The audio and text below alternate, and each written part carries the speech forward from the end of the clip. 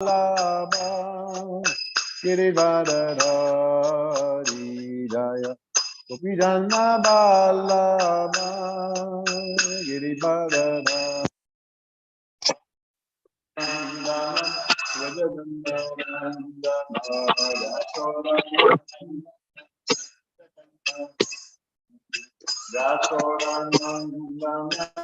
Janarandana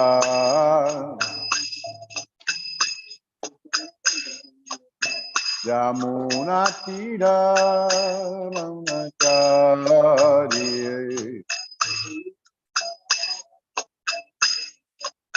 Yamuna Tira Ramachari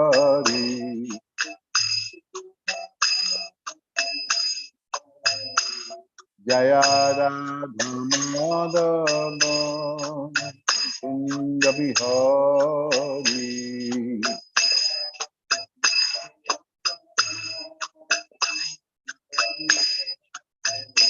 Jaya Radhamadava Kunja Bihari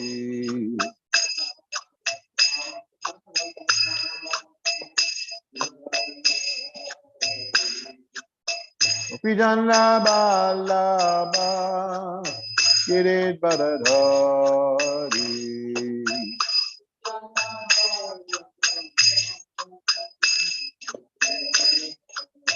Yasodanandana Brajajanarangana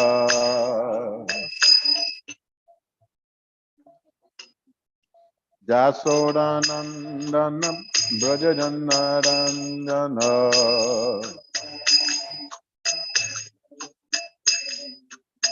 Yamunatira Vanachari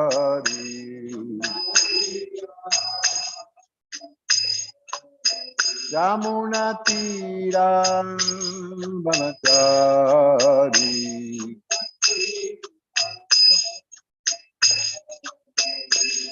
Jaya Radhamadava Kunja Vihari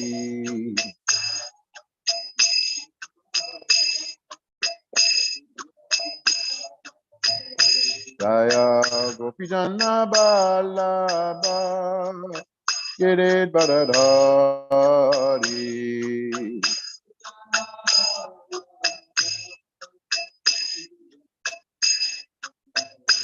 Sodanandana Brajajanarangana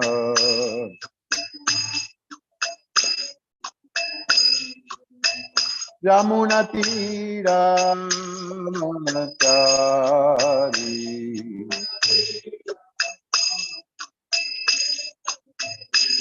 Yamunatira Vanachari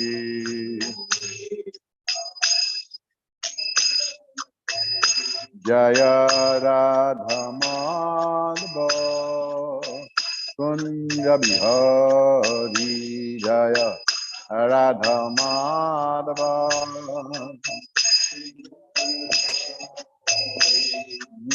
Gopijana Vallabha Giridharadhari Gopijana Vallabha Giridharadhari Yasodanandana Brajajanarangana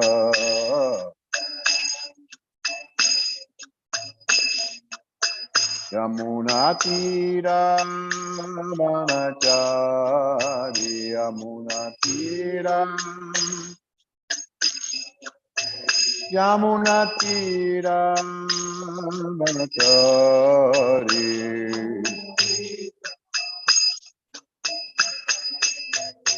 Jaya Radhamadava Kunja Bihari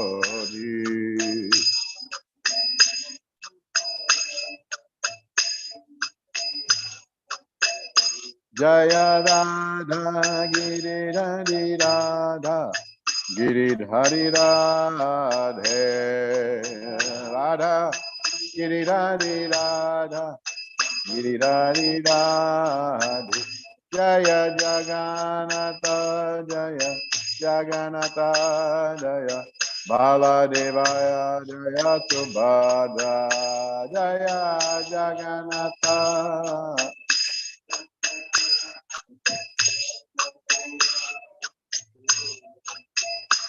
Jaya Gauranita Jaya Gauranita Gauranita Jaya Gauranita Gauranita Gauranita Gauranita Jaya Vishnupad Paramahansa Privraj Kacharya A.C. Bhaktivedanta Goswami Maharaj Srila Prabhupada Ki Jai Nanti Kodi Vaishnavindi Ki Jai Namacharya Srila Harinath Thakur Ki Jai Prem Se Kaho Shri Krishna Chaitanya Prabhu Nityananda Sri Advaita Gadadhar Srivasti Gaur Bhaktivinoda Ki Jai Shri Radha Krishna Go Gopinath Sham Kunda Radha Giri Govardhan Ki Jai Vrindavan Dham Ki Jai Mayapur Dham Ki Jai All glories to the Assembled devotees. All glories to the Assembled devotees. All glories to the Assembled devotees. Glories to Sri Guru and Gauranga. Glories.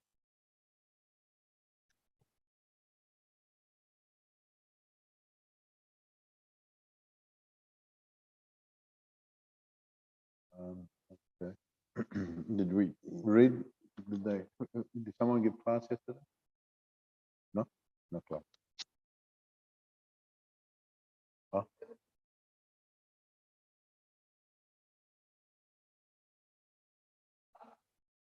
oh, okay. All right. So I'll continue reading from where I left off on Sunday here. I think I read this in the past 1 year.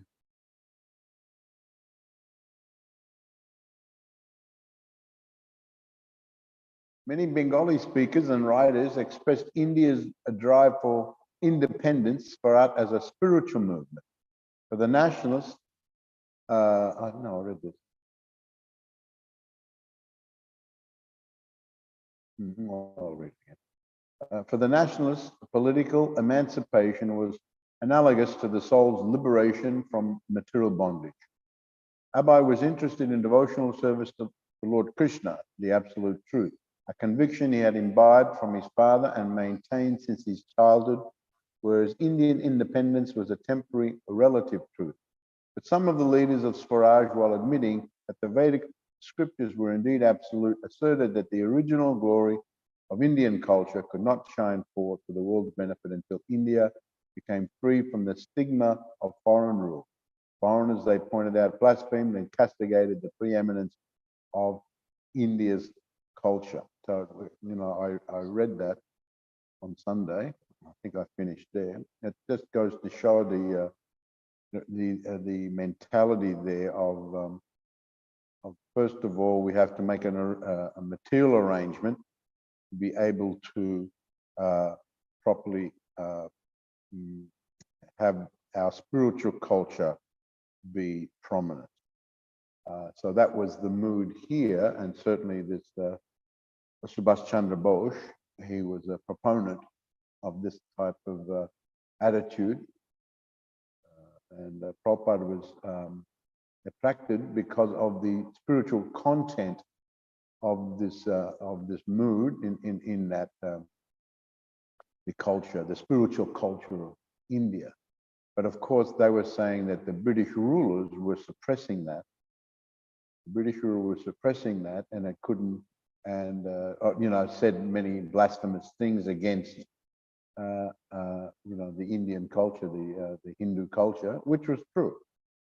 And they were doing that, and I was talking about that the last couple of mornings I gave class, and I read from here. I was talking about the British had plans, and they certainly had their scholars come to learn Sanskrit and to study the literatures, but with a view to minimize them and ridicule them, especially they concentrate on the Puranas, where the descriptions of other worlds and oceans of milk and so on and so forth were very phantasmagorical. So they used to ridicule these things and to try to establish Christianity as the the topmost position of religiosity.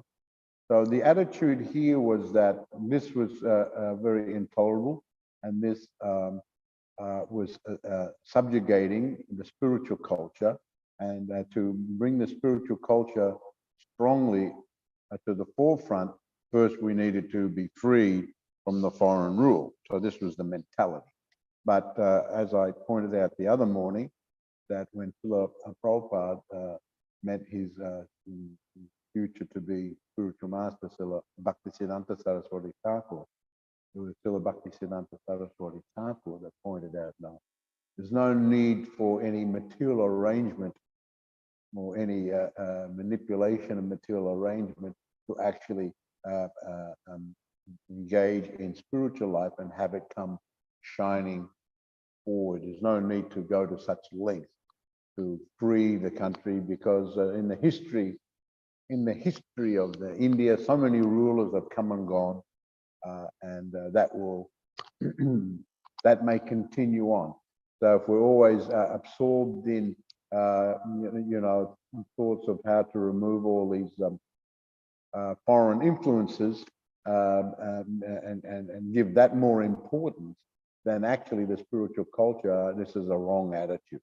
So this was Srila Bhaktisiddhanta Saraswati Thakur. That's what he was saying to Abai when Abai first met Srila Bhaktisiddhanta. They had a discussion like that, and Prabhupada actually brought up this point of the independence movement. So this is something that's very important to understand for devotees, because we're here in New Zealand, or we're here in Africa, or in Russia, or Europe, or America, and there can be many different material activities going on. So if we think because of these material activities, we cannot absorb ourselves totally in spiritual life, and then that is a wrong attitude. And indeed, we saw when Prabhupada changed his position after hearing from Srila Bhaktisiddhanta Saraswati Thakur, that he was presenting Krishna consciousness to so many countries of the world, and no matter what the material condition was. And he wasn't coming to say, well, this is the spiritual culture, but first we have to change the material government of the country because they're against the spiritual culture. So he could have said something like that. The spiritual culture that I am presenting is not being allowed to be flourished by this government or the other government of the country. So the attitude is wrong. And so it's interesting. It's an interesting point, an important point that Srila Bhaktisiddhanta Saraswati Thakur made to Prabhupada. And Prabhupada, of course, picked that up immediately when he heard from Srila Bhaktisiddhanta Saraswati Thakur. But there was an attraction to this movement, this Swaraj, because they were promoting, spirituality and bring out our spirituality. And as I said, that they thought they needed to achieve that. They thought they needed some material arrangement to be able to do that. Srila Bhaktisiddhanta said, no, the spiritual position can be strong as long as we absorb ourselves in it. We absorb ourselves in it. It doesn't matter who is in charge, what is going on. We can practice our spiritual life. We're very fortunate that Srila Bhaktisiddhanta Saraswati was presenting that idea. He was very strong and forceful in his presentation of Krishna consciousness, and this was picked up by Prabhupada, and then Prabhupada, wherever he went. And we see that Krishna consciousness flourished in so many countries of the world, no matter whether it may have been temporarily, just like in the communist Soviet Union, Prabhupada went there and it couldn't, the movement couldn't come out, but privately, people could practice their spiritual life, even in these sorts of countries. And still today, in some countries of the world, I met a devotee some time ago who worked in the Saudi Arabia, that is an Arab country, a very strict Muslim country, and there you're not allowed to do even private worship. Even private worship and you know, anything other than Islam. And he said he was there, and in his house he had some pictures of Radha and Krishna and so on and so forth. And then the neighbor saw them. The neighbor saw them and reported him.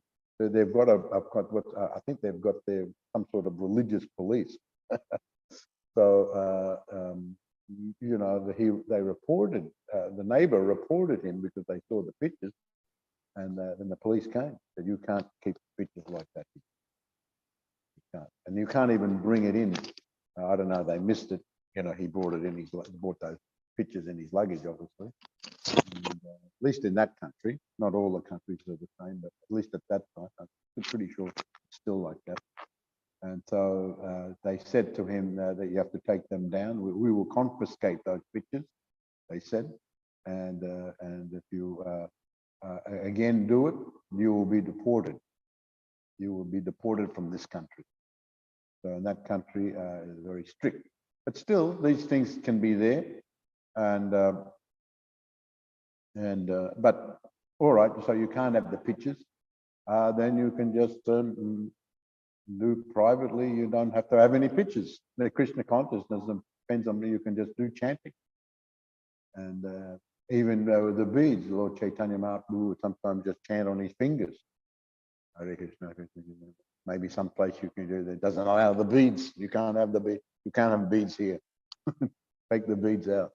So you can just be chanting on your fingers, counting on your fingers, or you can just, and if you can't do it externally, then internally you can do it. There's always a way to practice Krishna consciousness. So this was Srila Bhaktisiddhanta Saraswati Thakur. He was presenting that quite strongly. Now Prabhupada, Abai, at that time was, you know, he was influenced by this this movement, this nationalist movement. So Abai had felt this also. In his assigned reading in Mr. Ghosh's England's work in India, he had encountered the theory that the Vedic scriptures were impure, recent writings, and that India's had been a spiritually backward culture before British rule and the spread of Christianity. So this was the propaganda that the Indian culture was backward, inferior, and the British worked hard to very much indoctrinate the people into this way of thinking. And as I said, they did it especially through the educational institution. From when the young children age, they would be given this type of presentation. There were many British insults against the Shastras, such as Abai's professor trying to discount the law of karma. But if India could gain national freedom, then everyone, not only Indians, but the entire world, could benefit from India's highly evolved Vedic culture.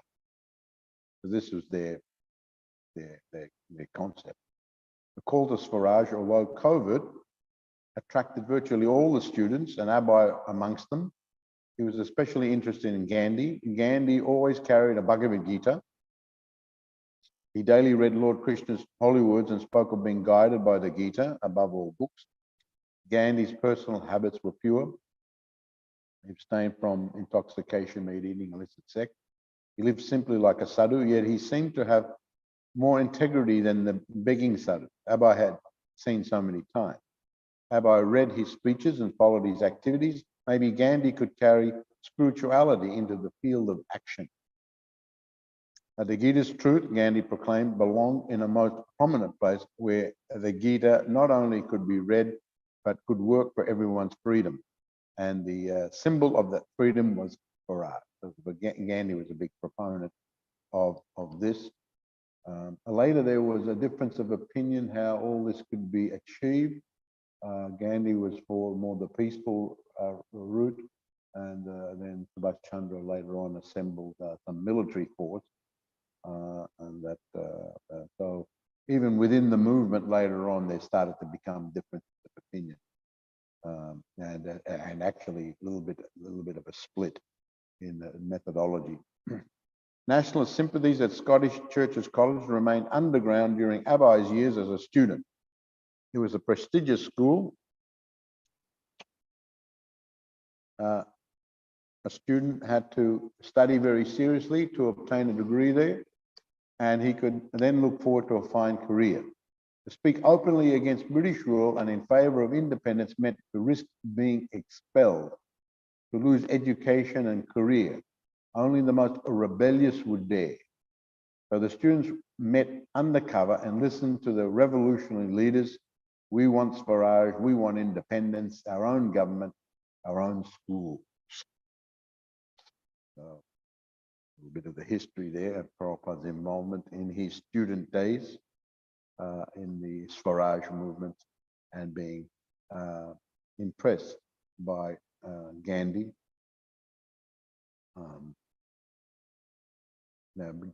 Mahatma Gandhi, he was known as Mahatma Gandhi. One time I went to Pabanda, which is the birthplace of Mahatma Gandhi.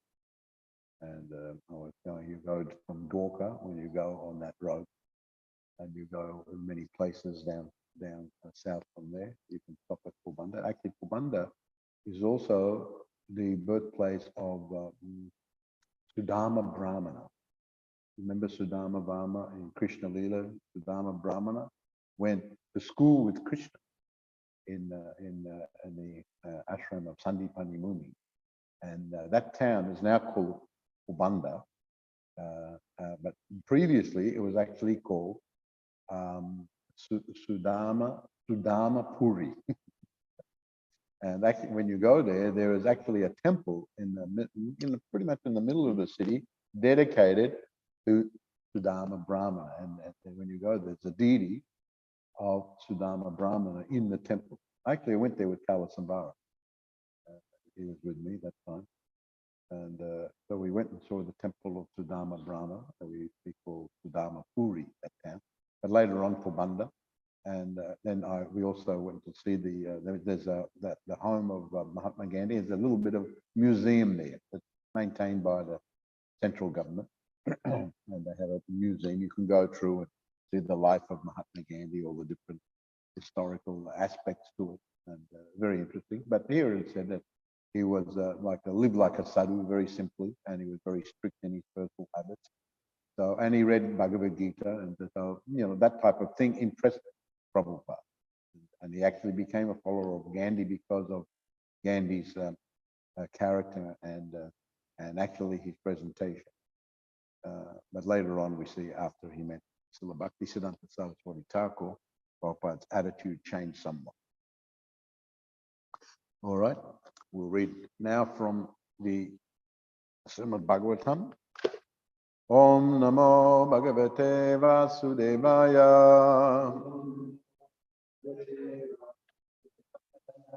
Om Namo Bhagavate Vasudevaya. Om Namo Bhagavate Vasudevaya.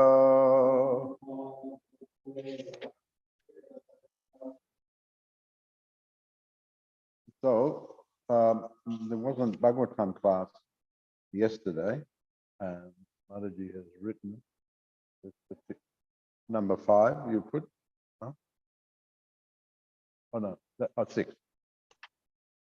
6 and 7 actually. So I'll just read up until this one and then we'll recite this verse.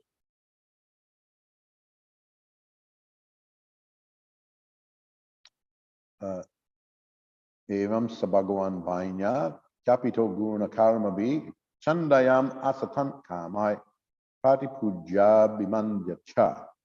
Translation: the great sage Maitreya continued, in this way the reciters who were glorifying Maharaj Prithu readily described his qualities and chivalrous activities. At the end, Maharaj Prithu offered them various presentations with all due respect and worshipped them adequately. Next verse. King Prithu, thus satisfied and offered all respect to all the leaders of the Brahmanas and other castes, to his servants, to his ministers, and to the priests, citizens, general countrymen, people from other communities, admirers and others, and thus they all became happy. Text 3. Vidura inquired from the great sage Maitreya, my dear Brahmana, since Mother Earth can appear in different shapes, why did she take the shape of a cow? And when King Prithu milked her, who became the calf and what was the milking pot? Text 4. The surface of the earth is by nature low in some places and high in others. How did King Prithu level the surface of the earth? And why did the king of heaven, Indra, steal the horse meant for sacrifice? Text 5. The great saintly king. Well, this one should have actually been written. Oh, did you do number 5?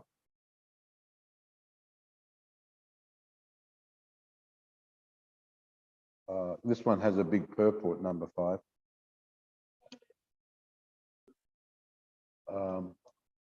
Yeah. Anyway, leave it there. We can do that one tomorrow, and then but so we'll read number 5, and those who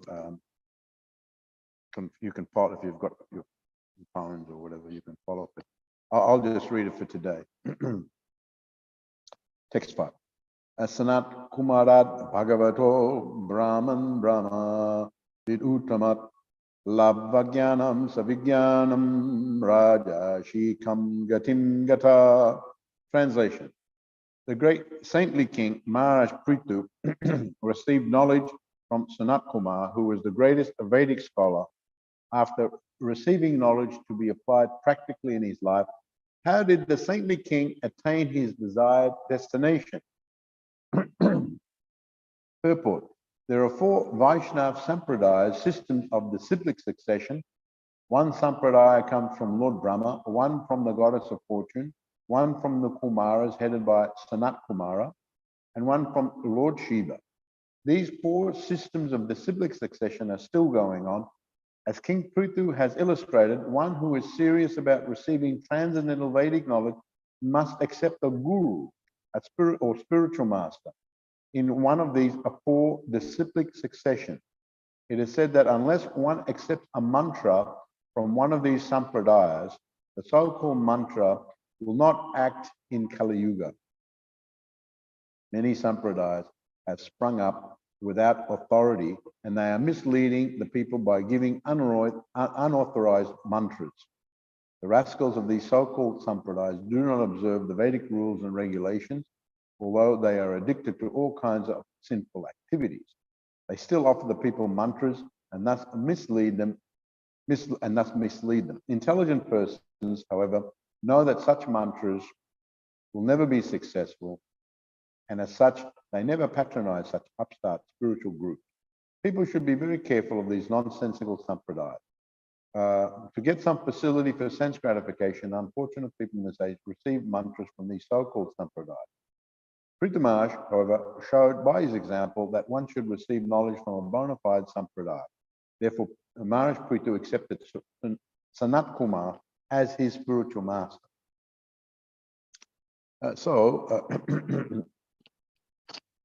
Now this is the statement of Vidura, and he's inquiring from Maitreya, and Maitreya is a great sage. I believe this meeting took place in Haridwar, if I'm not mistaken, and Maitreya Muni was there. When you go to the foothills of the Himalayas, Haridwar and Rishikesh, and then you can go up to so many places. So I believe that this was there.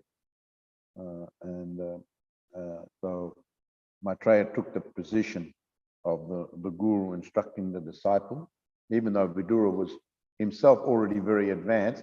Still, he wanted to hear from Maitreya, and he accepted Maitreya Muni as a great authority.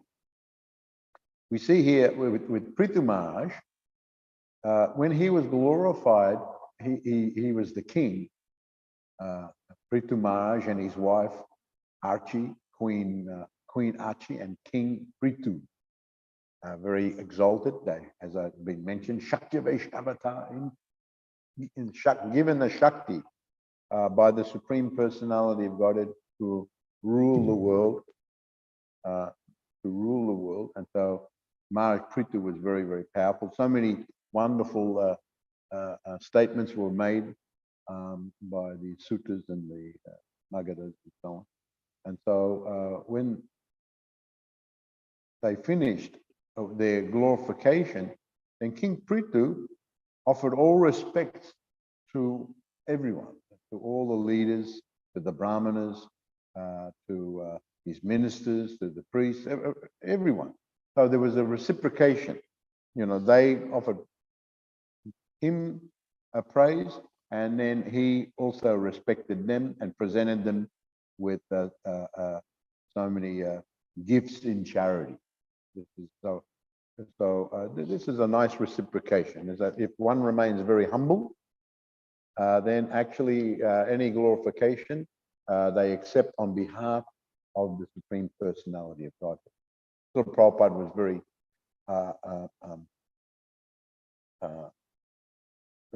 very strict in always explaining that anything that is given to us should be used in the service of the Lord, where if it's some object or whether it's glorification, we're accepting it on behalf of the Supreme Personality of Godhead, and someone who is in the position of the Guru, he accepts the worship of the disciple on behalf of the Supreme Personality of God. Actually, it is really the Guru sees that although he is being worshipped, he is training the disciple how to worship Krishna. You know, when Prabhupada taught us how to do kirtan, he taught how to do nice kirtan for the pleasure of Radha and Krishna, and not to just to glorify themselves as good singers or good musical instrument players. Or no, this the kirtan and the singing and the dancing should be for Radha and Krishna's pleasure. It shouldn't just be for our pleasure. Sometimes there are many kirtan leaders, for example, who are like professional kirtan leaders. They travel around and they charge money for doing the kirtan. But actually, there's a statement from Srila Bhaktisiddhanta Saraswati Thakur that I was reading a while ago in regard. He made a comment in regard to these kirtan leaders. He said, actually, this is they are more interested. They said they may be chanting externally. They may be chanting Hari, Hari, Hari in the kirtan. They're chanting Hari, Hari, Hari. But internally, actually, they're chanting money, money, money. He said like that. Externally, they're saying Hari, Hari, but internally, it's money, money, money. They're traveling, charging money for doing the kirtan.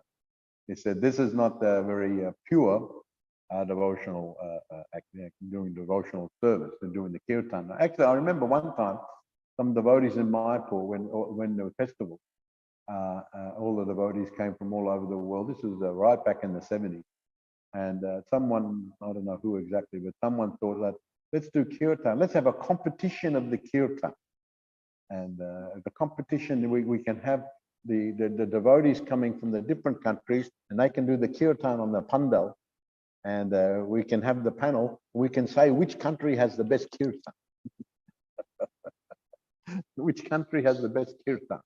And so anyway, everyone didn't think about it, and they were organizing. Oh, this country, you do the kirtan, and you do the kirtan, and there's a panel there, and we will award the best part. But then Prabhupada heard about it, and he said, this is not such a good idea to have the competition like that and say this one is doing the better kirtan, the other one.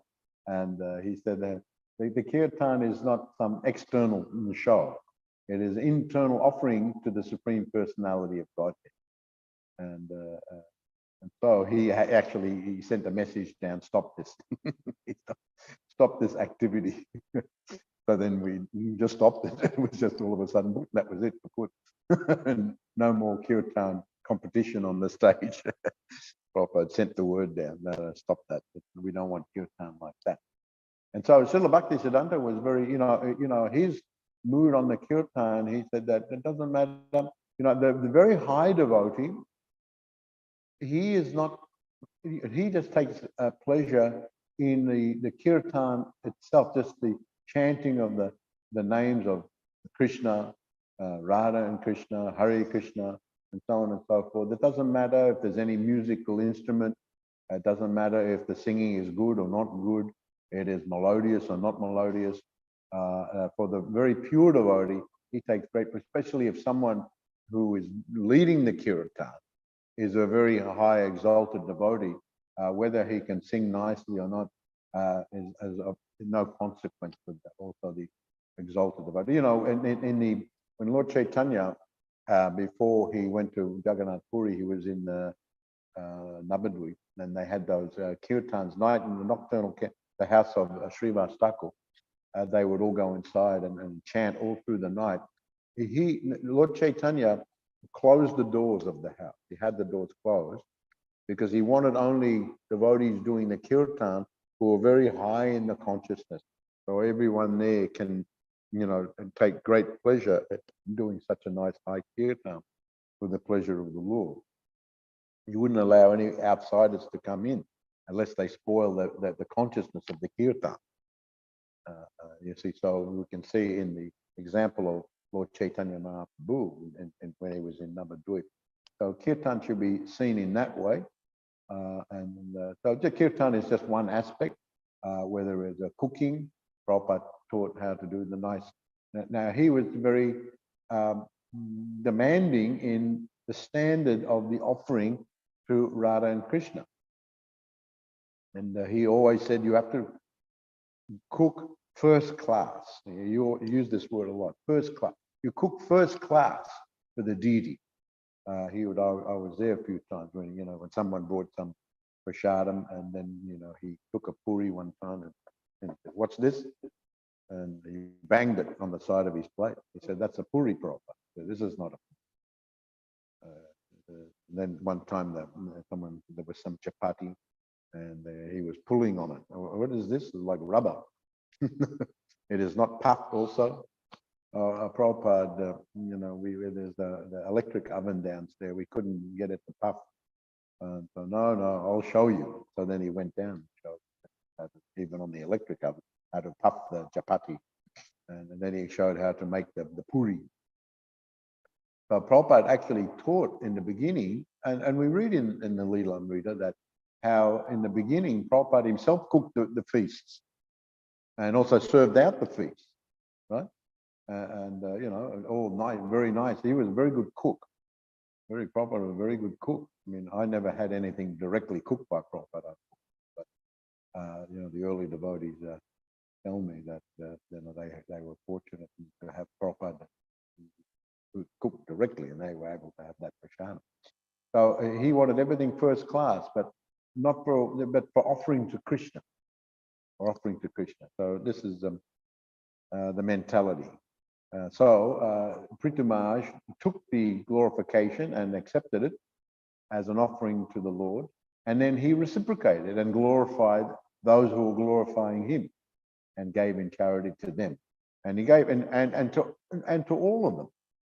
You know, he would start with the seniors, you know, the brahmanas and so on, but everyone, doesn't matter what caste they were in, to the servants, to the countrymen, even people who came from other places to be there at the coronation of King Prithu. You know, he gave presents to them, gave in charity to them, and everyone became happy. And so we come to today's verse, Sanat Kumara Bhagavato, Brahman Brahmavid Uttamat, Labba Jnanam Savigyanam, Rajasikam Gatim Gata. Now mentioned here by Vidura that that Maharaj Prithu had met with the Kumaras and had received knowledge from the Kumaras, so the Kumaras are spiritual masters. They are acharyas, and they are the head of one of the Vaishnav Sampradayas that's mentioned here. Prabhupada says here now this Sampradaya means the line of the Gurus. The line of the Gurus, and obviously Krishna is the original Guru, but it's very important to receive transcendental knowledge from a bona fide Guru. Tad Vigyanatam Saguram Eva Vigachet. One has to inquire about the spiritual life and to learn about spiritual life. The Lord Krishna himself says, if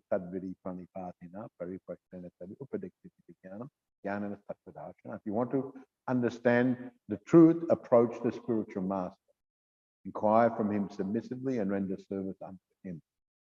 So Lord Krishna himself says, shows the way, instructs. He instructed Arjuna, but is meant for everyone, that if you want to learn about the spiritual life, you have to approach the Guru. I've given the class on the Sunday here, at the Sunday program, and I gave the class about Sishyasteham Sarimam Tom Prapanam, when Arjuna became confused and overwhelmed at the beginning of the Battle of Kurukshetra. He didn't want to fight. He laid down his weapons. He just became overwhelmed. And he said, Krishna, please guide me. Please instruct me. I'm very overwhelmed. And then he said, Sishyasteham Sarimam Tam Prapanam. Sisyas, I want to be your disciple. So very important, Arjuna being very exalted, he understood that to find out, to overcome the problems of life, especially to come up to the spiritual level, one has to approach the Guru. And then to approach the Guru, of course, one has to know who is the bona fide Guru. So a general education has to be there to understand these things. Unfortunately, it's not there. In the Varnashram system, in the Vedic culture, there would be Varnashrama. So then when you go to the school even, and you would learn about what is the transcendental knowledge, what is the bona fide Guru. You would learn these things. So then you could know, oh yes, now I need to seek out a bona fide Guru. Now Prabhupada points out there really the bona fide Sampradaya, the Vaishnava Sampradayas are 4 in number. So we are in the Brahma, Gaudiya, Madhva, Brahma, Madhva, Gaudiya Sampradaya. That means that Lord Brahma, he is the founder of our Sampradaya, Lord Brahma. And so all the line of the Gurus come through from Lord Brahma. And then Vyasadeva and so on, so many big Gurus, Madhvacharya going through. There can be little different branches of that, but more or less like the Madhva group in South in Udupi, there they have their headquarters there in India. They are like a branch, and we are like a branch also, but we're all under that Sampradaya of the coming from Brahma, Lord Brahma. So that's one Sampradaya, and then another one mentioned here, Lakshmi Sampradaya, coming from the goddess Lakshmi. She was the teacher. So in our Sampradaya, Lord Brahma originally spoke, and then the Gurus from him continued. So Lord Brahma is the great authority. So he is the expert in transmitting transcendental knowledge. Another one was Lakshmi Devi. She gave transcendental knowledge. And all these Sampradayas, they have great acharyas. In our Sampradaya, we have great acharyas. And in the Lakshmi Sampradaya, there was Jamuna Acharya, so many big acharyas in the Sri Sampradaya. Sri Sampradaya is still very active, especially in the South India. Sri Sampradaya, many big temples are under the auspices of the Sri Sampradaya, Lord Venkateshwara, Tirupati, and Srirangam, and all many big temples in South India under the Sri Sampradaya. So Lakshmi and Ramanujacharya was a big acharya in the, and he especially transformed the level of deity worship in that particular Sampradaya, and gave a lot of very wonderful teaching in that Sampradaya. So that's another Vaishnava Sampradaya. Here it is mentioned also the Vishnu, Rudra Sampradaya from Lord Shiva. Lord Shiva is also Vaishnava, and he spoke transcendental knowledge. And he has his Sampradaya. He spoke to many who assemble as his disciples. That was passed on. And there are big acharyas in that Sampradaya. Generally, there are 3. Well, there's Vishnu Swami is recognized as the big acharya in that Sampradaya, but there are actually 3 Vishnus. That was more or less a title. Srila Bhaktisiddhanta Saraswati Thakur gives a good description here. There were different devotees in that Sampradaya who came up and took the title of Vishnu Swami. And so they appeared at different times in that Sampradaya. And so actually there were, as I said, the 3 individuals who promulgated the teachings Lord Shiva in that particular sampradaya. So that is a very bona fide Vaishnava sampradaya coming from Lord Shiva. It is not so active these days. I don't know if it's I don't know if there's much activity of that sampradaya. Of course, as I said, Sri Sampradaya and Brahma Sampradaya are very active, many temples. And then we have here the Kumara Sampradaya, also very active. Kumara Sampradaya, where actually this is mentioned in the Srimad Bhagavatam 11th canto. You read there that the appearance of Lord Hamsa, an avatar of the Lord. And one time the Kumaras had gone to their father, Lord Brahma, to ask some philosophical questions, especially about the world and the renunciation and the method. And Lord Brahma found that there's a series of questions there they asked us, I think 4, if I can remember correctly. And then there's a series that Lord Brahma thought that best if the answer that the Lord himself answers these very philosophical questions. So he meditated on the Lord, and the Lord appeared before him and appeared before the Kumaras as Lord Hamsa in the form of a swan. And then he began to speak. Because they were talking about material and spiritual, it is explained that Lord Hamsa appeared because the swan is very expert in separating the milk from the water. So Lord Hamsa spoke, even though in the form of the swan, before Lord Brahma and the Kumaras. So they heard there and they elaborated, and so they are the head of the Sampradaya. So it is called the Chatusan. There are 4 Kumaras, and Chatu means the 4. It is called the Chatusan Sampradaya or the Kumara Sampradaya. Kumara Sampradaya. So this is another Vaishnava Sampradaya.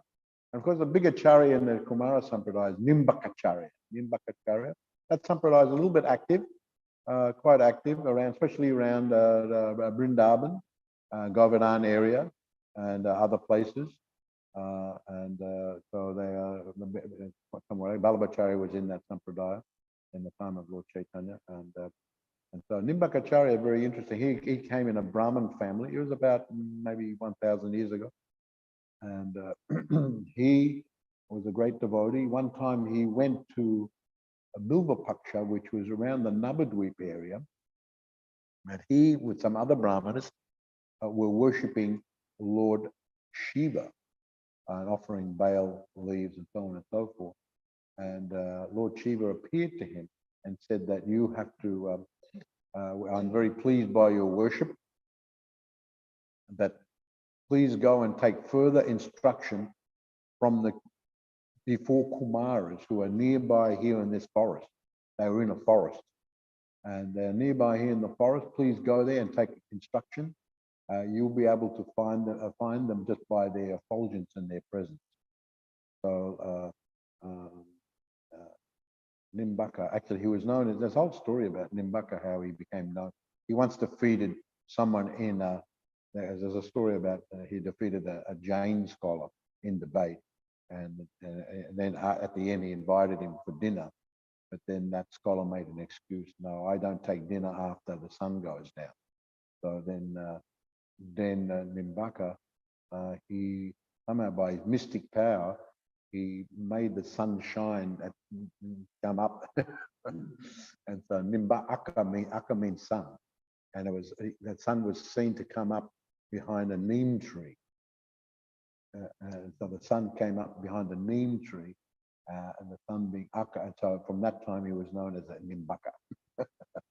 So the scholar, the Jain scholar, couldn't refuse his invitation. Oh no, the sun's still up. But then he had to come to dinner. And so that's how he got his name. But anyway, going back to the story, the main story, and that he went and he saw the Kumaras in meditation, and he was so impressed by just their presence and their effulgence that he exclaimed, "Hare Krishna," and they broke their meditation, and they were very glad to see him. And Sanat Kumara spoke. They all spoke, but Sanat Kumara There's one Sanat Samhita that is actually the instruction that Sanat Kumar gave to Nimbaka is there in that book, and they told him that we will initiate you into the. They gave him a Gopal mantra, and then he went and took his bath, and the Ganga came back prepared for initiation, and they initiated him. And so he was chanting like that. Later on, some other mantra would develop. They have a similar mantra. Their concept is very close to the Gaudiyas in that Radha and Krishna is the center of their worship. Sometimes they worship Bal Krishna, baby Krishna, and Bhakti, and they're very, very similar.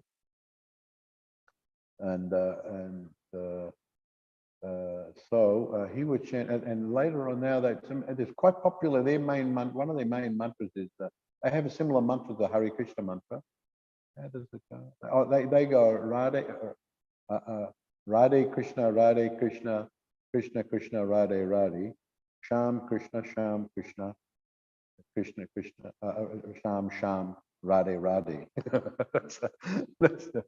That's I think that's from memory. I think that's one of their main mantras. So it's the same as the Hare Krishna mantra. I mean, Radhe. When we chant Hare, it is a term for Radharani. So we're chanting Hare Krishna. They're chanting Radhe Krishna, and then Sham, is another name of Krishna. So that's one of their main. But although here it is mentioned that Nimbaka received the Gopal mantra from the Kumaras, and then later on, actually, interestingly enough, there's another aspect of this story. He was chanting in meditation in that area, which was the Nabadweep area. And Bhaktivinoda Thakur comments on this, and that he tells that he was chanting in that area, and then all of a sudden, Radha and Krishna appeared to him. And then as he was having the darshan of Radha and Krishna, their form combined to become the golden form of Lord Chaitanya. And he said that, and Lord Chaitanya spoke to him, and he said, "I'm very happy by your worship of Radha and Krishna, and in the future I'll come in this form, and I will actually take the essence of the teachings from all the sampradayas, and your sampradaya, I will take the essence of the teaching, and I will combine it all and put forward the teaching of Achincha Beda Beda. For now, just keep this secret, and you will also come back and be my devotee, and you will be in this area, and you will be my devotee, and later on spread the teaching, my teaching." And so Lord Gauranga disappeared, and of course he said, "Keep this secret for now." And actually, Nimbakacharya came back in Lord Chaitanya's time, and he came back as Keshava Kashmiri. Keshava Kashmiri, the big pundit that came down to the all-conquering pundit. He used to go and just debate with everyone and conquer over them. And he came to Nabadweep, and all the big scholars, the pundits of Nabadweep, had heard about him, and they didn't want to be around when he came to be defeated. So they all made an excuse to go somewhere. But Nimai, young Nimai, defeated him on just basic grammar. And then, of course, that whole story is there in Chaitanya Charitamrita. He was defeated. He was a worshipper of Mother Saraswati, and that Mother Saraswati appeared to him in a dream and said that you have been worshipped by my master. Actually, he is the Lord. And so then after that, he changed his opinion and he became a follower of Lord Chaitanya Mahaprabhu, became a follower. And so Lord Chaitanya. So here Prabhupada emphasizes the receiving the mantra from the bona fide guru in the bona fide sampradaya. Very, very important. There's many verses. There's one verse that if you receive your mantra not in a bona fide sampradaya, not from a bona fide guru, then your mantra will not work. The mantra is an encapsulation in sound of personality, of a personality. And there are others who chant mantras and think of impersonal Brahman, but actually the mantras signify generally personalities. just like there are mantras for worshipping the demigods, and so on and so forth. So these personalities can appear in that sound of that mantra. So they are not pleased when you're not showing your sincerity in receiving the mantra in a proper way, and because they want someone to be with pure intent or sincere intent.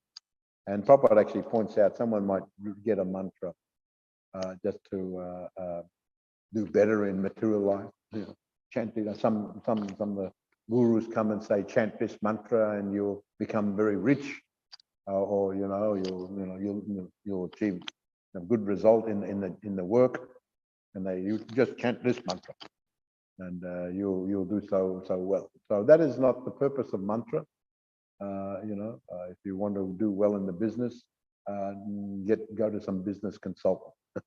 The guru is meant for giving you the spiritual, and so the mantra is there. The personality is there, can appear in the mantra, just like Prabhupada used to say, and he would quote in the Brahma Samhita, when Prabhupada recites that, and he's quoting from Srila Bhaktisiddhanta Saraswati Thakur.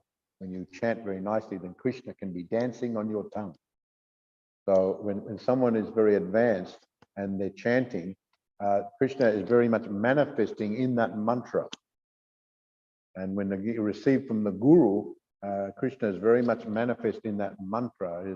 This is the way that Krishna wants you to receive these things and make serious advancement. So then Krishna himself has prescribed these things in different ways, different incarnations. These are sampradayas. These are, and so Krishna wants the conditioned souls to follow this procedure to actually become free from the bondage of material life. So when others come and don't follow the proper procedure, make up their own sampradaya, have their own line, and give some mantra, and it is not a bona fide thing, and then, so therefore it has no effect. This is there's many verses that say like that from the Shastras that say your mantra will have no effect. May have an opposite effect. Instead of advancing you spiritually, you may become more entangled in material life. But when you receive the mantra in bona fide sampradaya, then it will have miraculous effect, and your spirituality will be very awakened within your heart very quickly, very quickly. So, so Prabhupada, he speaks strongly here in his purport, and very much castigates these. What do you use the word upstarts? They're upstarts. Upstart, very interesting word, upstart. When you up and start something brand new. So this system of sampradayas has been in existence for thousands and millions of years practically. And but someone comes along and just starts up something new and presents it as authentic and bona fide. Why should we accept it? I mean, I can proclaim myself a medical practitioner. I can get one center somewhere and put up a sign, Dr. Ramai. And then advertise, and then please come and see me, and then I'll diagnose what is the problem and give you the medicine. But what is my credential? Do I have any credential? So you can't do like that. In every country there are laws governing who can present themselves as a doctor or an architect or a lawyer. Not just anyone, not any upstart can do it. They will find you and they will immediately take you out of that position, and you may be imprisoned if you do something like that. But somehow or other, these upstarts in the spiritual context of it get away with it, and no one says anything. They're not called out, but here we see Prabhupada actually calling them out, and Prabhupada didn't tolerate. He doesn't have much tolerance for the people who present things in an unauthorized way, and thereby mislead people. Instead of leading them properly, they're misleading them. They're not learning, and they're not going about it properly. I always remember the one friend who was learning the piano and just learnt by himself a little bit, and was, you know, was all right, played all right. But then he decided, oh, maybe I should take some proper lessons, and then I can become even better. So then when he went to take some proper lessons, the pianist, who was a trained pianist, was listening to him, and I said, yeah, well, you know, you play all right, but your technique is, you know, if you want to go further, you'll have to unlearn the technique that you've adopted, because your technique that you've adopted will only take you so far. So you have to unlearn all that, and I will teach you the proper technique so you're able to play, and you'll get the theory and you'll get the practice. So then we can go to a much higher level. So if you want to go to a much higher level, if you've learned something that is not bona fide, then that'll be actually a hindrance. It'll may take you here and there, but it won't take you very far. You'll inhibit your own self. You know, you understand my point? You'll inhibit your self. So that, my friend was told, no, unlearn all that, and then you can start in the proper way and get the proper training. You have to get the proper training. You know, in every field of expertise, you have to get the proper training. Someone can present themselves as a doctor, but a real doctor will know that this guy's not a doctor. You know, just a few questions will just expose that person. You know, you ask a few intricate questions about medicine, and if the person's a charlatan, just and they're faking it, within a few moments, a doctor like this, yeah, hasn't had any training. But even without even seeing his credentials, they'll just be able to tell. So Prabhupada is making a very, he actually says, nonsensical sampradayas. There are many like that. Nonsensical sampradayas, when you go India especially, you know, somebody present themselves. Well, what is your line? What is your bona fide? So we have to see, we have to understand these things. And so knowledge is required, general knowledge is required. And then Prabhupada wanted to give that by presenting Bhagavad Gita as it is, and having these books you know, distributed all over the world. So Maharaj Prithu showed the way by example. Here he says, Prithu Maharaj, however, showed by his example that one should receive knowledge from bona fide sampradaya. Therefore, Maharaj Prithu accepted Sanat Kumar as his spiritual master. So he, the Maharaj Prithu, even though he was already exalted, Shaktivesh Avatar, still he accepted Guru and Sanat Kumar. And Krishna accepted Guru. Lord Chaitanya accepted Guru. These are, you know, incarnations of the Supreme Personality of God. Krishna himself, original Bhagavan Swami, he accepted Guru. So they show by example. So we can don't think that you can just. You know, some people think they can do it themselves. No, you can't do it yourself. You have to learn from someone who's an expert in the area. Then you'll actually make advancement. All right. Does anyone have any question or comment?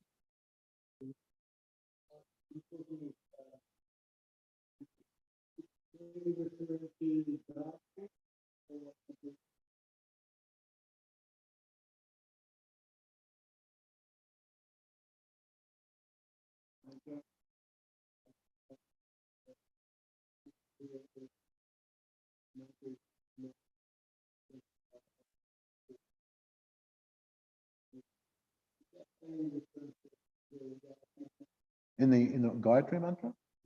Which mantra?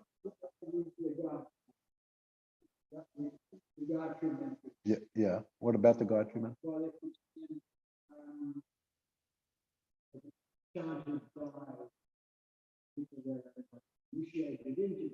Oh yeah. Yeah, well, you can chant it, but yeah, because that's you can read that anywhere, the Gayatri mantra. But you know that will have a very limited effect, or may have a very negative. Maybe you're chanting it in a very wrong way and a little bit offensive way. Who knows? So that may have. So, but when you receive it through the parampara and the Guru, then that will have your consciousness is right as far. So therefore that mantra will be that the inner spirituality of that mantra will manifest more in your heart and in your consciousness. So you'll get that connection. The connection is there, like electricity. You know, you plug in. You can't just plug in anywhere. If you plug into the electrical outlet, then you'll get the electricity. So it's like that in spirituality. When you plug into the guru and the power is, and Krishna wants it that way. So therefore, Krishna himself gives the power coming through the line. And when you receive it, then it has great power. But if you just try to come any which way, you know, if you try to plug in, or if you try to plug in a wrong way, maybe you'll electrocute. So you know, so you may get the mantra, you may do more harm than good if you're chanting it like that. So we don't encourage just chanting Gayatri mantra when you're not properly initiated.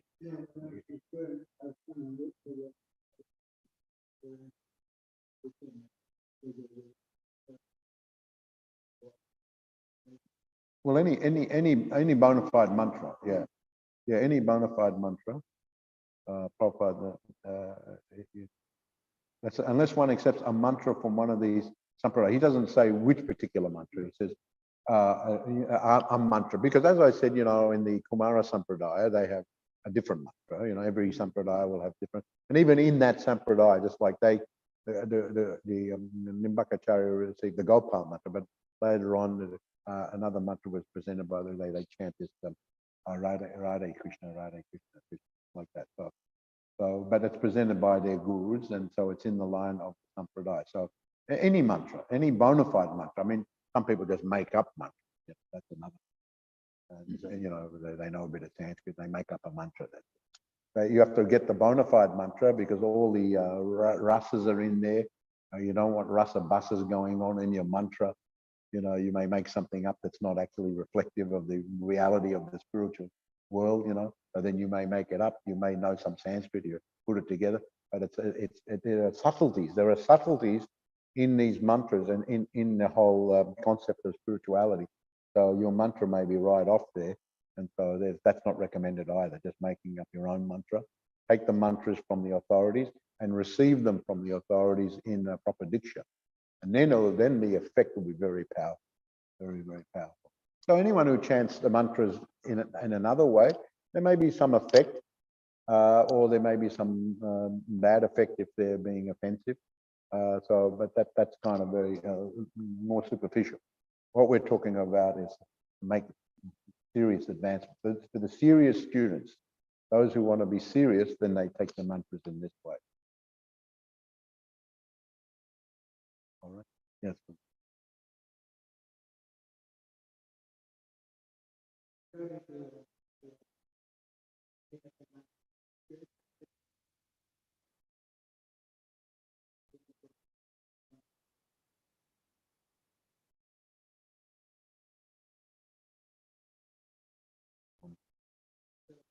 Different. Yeah, there are different lines of the Gayatri mantra. Yeah. Om Boom.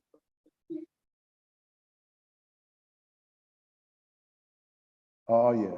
Is that what you're referring to? There's even in the Gayatri mantra, we're glorifying the Guru, we're glorifying Lord Chaitanya, we're glorifying Krishna, and of course the Om Boom. Well, interestingly, even the one the worship of the sun god, but actually there was a nice explanation given by the Shastric Advisory Committee that when I was on the chairman, I got them to research this philosophically, and they presented how that Surya, as mentioned in the Gaudiya Gayatri mantra, it actually refers to Lord Chaitanya.